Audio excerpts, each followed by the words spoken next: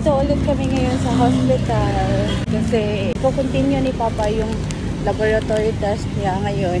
So maaga kami today kasi nag-fasting si Papa ng 10 oras. Pagkatapos ng 10 oras ay dapat maano na siya, malaba. Naghihintay na lang kami dito guys para makapag-lab na si Papa. Dito kami sa laboratory nila. Si Papa naman ay nandun. Si Aya maaga din nakagising kasi kailangan talaga namin umalis ng maaga para sa ano ba, hindi siya malagpas sa pag-fasting niya para yung resulta ay klaro yung resulta ba. Kasi sabi ng kuya ko dapat talaga after ng fasting ng 10 hours fasting ng Papa ko ay dapat diretso na kami dito sa laboratory para yung result niya ay klaro. Kasi siya ito, wala pa tong tulog guys. Nag-out siya kanina mga 7 AM. Hi Daddy, good morning. Hi na, good morning. Good morning ba? Anyway, today is Saturday nga pala. So mamaya mag-ano kami guys, mamayang gabi pupunta kami sa Naga dun sa bahay ng tita ng sister-in-law namin kasi yun nga, makikiramay kami dun sa kanila kasi pumana na siya guys. So kahapon sana yun, kagabi sana yun, kaso may duty pa si Sean ng, ng 11 PM. Kaya naisipan namin na ngayon na lang, tonight na lang kami pupunta doon sa Naga. Hindi kami naligo, kaming tatlo guys, ha? Ganyan na. Manawag na sila pa. Hindi kami naligo, kaming tatlo. Ako nakapajama pa. Then yung kuya ko naman ay hindi nakasama kasi matagal siya umuwi kagabi. Gumala siya kagabi guys kasi wala siyang duty today. So day off niya today. Pero ngayon daw, ngayong araw na to ay pupunta sila sa... Ha? Oh, tara. Pero ngayong araw na to ay pupunta sila sa sa Oslo. Nilumok di. Wait lang, baby. Oh, eat lang. Kasi pa. Ato to pa. Tadala pwede maihi. Ay, patutupi ka. Punta sila ng Oslo kasi mag-outing daw sila kasama yung batchmate niya nung elementary. Galing US kasi yung batchmate niya kaya mag-outing sila doon sa Oslo. Hindi pa din kami kumakain guys. So siguro sa kalendarya na lang kami kakain ng breakfast kasi gutom na rin ako. Hindi si Sean din. Gutom na rin siya. And parang sa oras, pag maluluto pa ako pagkarating namin sa bahay. So kakain na lang kami sa kalendarya. Kaming apat, kami ni Papa. Para pagka-uwi namin sa bahay ay busog na kami. Hindi pa din ako nakapag-map at saka wali. So gagawin ko yon mamaya pagkarating namin sa bahay. Tapos na kami dito sa laboratory. Pwede na kami umuwi. Pero yung result, mamaya pa daw. Mga 10 AM yung result niya. So, babalik ulit kami dito sa laboratory para kuhanin yung result ng laboratory test ni Papa. So, ngayon, kakain na kami doon sa karinderya para mabusog na kami. Dito kami kakain, dito sa Yancy's Balbacoahan. Ayan. Pili muna tayo ng mga ng mga pagkain. Hello, Wadi. Damiyo to. Pila na, te? Ha? 120. 120?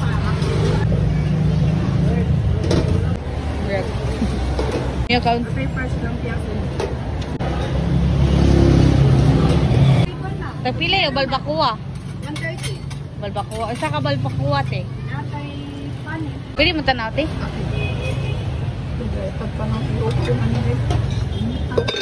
Bukog lang ko, te. Muragtang bukog. Bukog lang. Nakamakiunod, te. Ang bukugan dapit na yunod.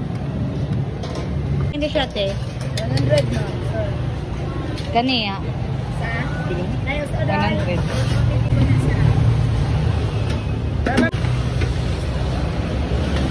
Oh, salamat.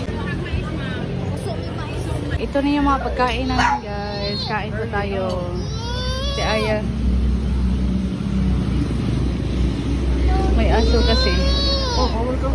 Naaliw siya sa aso. Nandito na kami sa bahay. Kakarating lang talaga namin guys. So, nabusog ako kanina. Medyo napadami yung kain natin sa kanin. Plano ko sana ay konti lang yung kakainin ko sa kanin. Kasi guys, magsa-start na tayo mag-limit sa mga kinain natin, mga carbs. Para naman pumayat tayo ulit. Char, marapayat. Maglalaba ako sa mga puti na damit naming tatlo. And then, magluluto muna ako ng guys, ng kanin. Kasi yung kuya ko, hindi pa nakakain. Kaya magluluto ako ng rice ngayon. Pero may natira naman kaming ulam kanina. Yung balbacoa, yung baka. And yung ko pala guys, yung bracket ko natanggal dito. Sa may ibaw pa, natanggal yung isa. So, next week ko na lang siya ipapa-resement. Kasi para next week din kami magpapa-adjust na ng braces namin. So, para pag-isahan na ba and hindi na kami pabalik-balik doon. Upload tayo ng video guys sa channel natin kasi matagal-tagal na rin nung last tayo nakapag-upload. So, kailangan na natin mag-upload. May na ako, may 3 naka-stock ako na video. Naka-save na din siya sa sa computer, sa files. Hi, my teacher.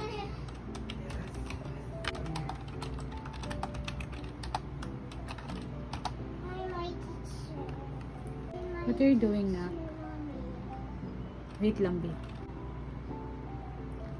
Si nga pala guys, si Sean ay hindi pa siya natutulog. Nandyan pa siya nakahiga. Nanonood ng ewan ko kung ano yung pinanood niya about daw sa mga krimen-krimen. Then si Aya naman nandun sa sa sala, naglalaro sa mga toys niya. Then kuya ko naman ay I think tapos na siya kumain. Hindi pa ako guys, nagmap at saka walis kasi kumakain kanina yung kuya ko and then gusto ko kasi magmap na walang tao ba, na walang disturbo para matapos ko agad yung mga gagawin ko. Mag-upload muna ako ng video para mamaya naman na tayo, maglinis ng bahay. Ito na yung mga videos na i-upload natin guys for today pero sunod-sunod yung araw niya. Bali ito, ngayon to makikita sa YouTube ngayong gabi and then ito naman sa makalawa, then ito naman ay sa sa Lunes ata. Oo, parang Lunes. Ang layo pa natin guys, nasa 22% pa tayo. Pero di bali na ang importante ay ma-upload to. Muna ako guys, maglilinis. Mommy, wala na ako. Aya, mommy. Wala na kaubo? Good night. Wala na ako, Aya. Wala na ko ubo. Say Wala na ako. wala na ko. Wala na ako. Okay. Mommy, Dali po, sleep na. Uy. Did you do one? Di ka, naway mo duka no? Yung di mo sleep. Mommy, Enough na, enough. Later na eat. there's more na. Later na. Sige na. Kaya mayaya na imo tummy. I'll Sige ka open, eat, Mommy. ha? Oh, No, don't open it, Aya. I'm so hungry. Hmm? Kakatapos ko lang guys, kumain ng lunch. Kaming dalawa ni Aya. Tapos na din ako sa pagmap at saka sa pagwalis. And sa paghuhugas ng mga pinggan, tapos na rin ako. So, yung mga puting damit na lang namin, yung hindi pa natapos. So, ngayon naman, matutulog na kami guys. Magdanap muna kami ni Aya kasi inaantok na yung mata ko. Gusto ko matulog guys. Ano si Aya din. Gusto ko din patulogin si Aya. So pagkagising ko ay saka ko lalabhan yung mga puti. Then yung pala guys, yung in-upload ko na videos ay yung isa tapos na-upload na. So naka-schedule na siya. Pero yung dalawa ay hindi pa. Ongoing pa yung dalawa sa pag-upload. And later on, ma-upload na yun. Siguro pagkagising na namin. Yung kuya ko naman ay umalis guys kasi pupunta siya sa bahay ng kaibigan niya. I mean, magpapablessing yung kaibigan niya sa bago niyang sasakyan. Sleepy na daw si Aya. You're sleepy na? Ha? Ha? Sleepy na ka? Okay, mag-sleep ka ta ha. Kakaalis lang talaga ng kuya ko. Doon sila, quiet anak.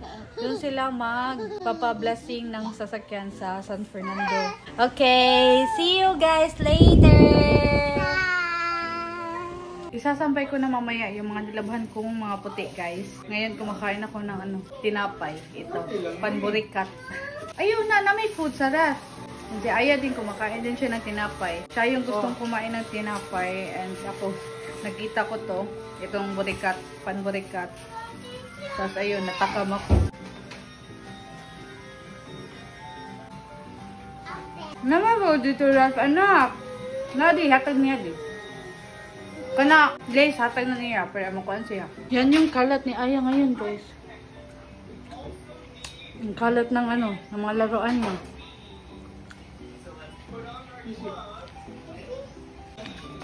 Ito yung tinapay na kinakain ni Aya. Yan. Hindi ko alam kung anong tawag dyan. Pero yan. May ito. Tawag namin dito ay panburikat dahil sa red ba? Itong red. Ito na lang yung natira. Dalawa lang yung binili ko. And then kay Aya naman ay isa lang yung binili ko para sa kanya kasi hindi niya maubos pag maraming tinapay. Isa lang yung kaya niya. Nerful. Oh my god. No, wait. No, wait. No, wait. No, wait. Curly, no. Wow. Yummy.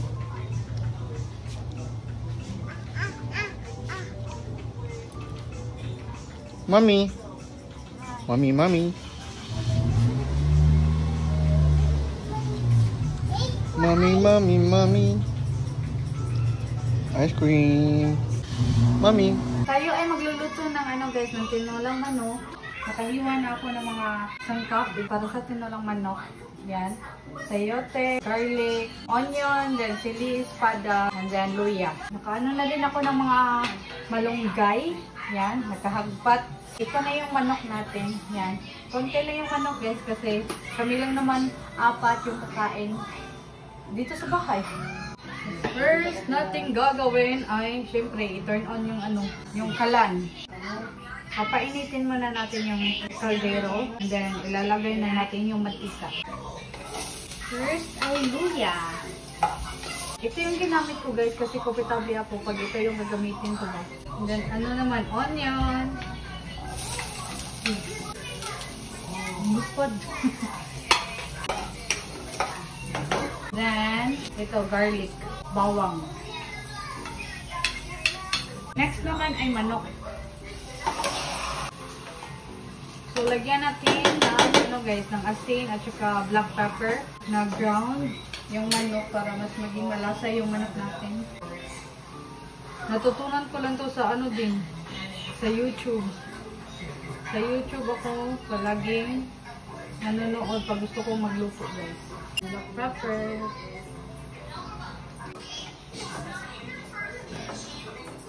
Itong pagluluto ko na to ay tansya-tansya lang yung mga ingredients. Then hahayaan ko muna siya magtubig yung manok. Lalagyan ko na ng kunting patis. Then mix.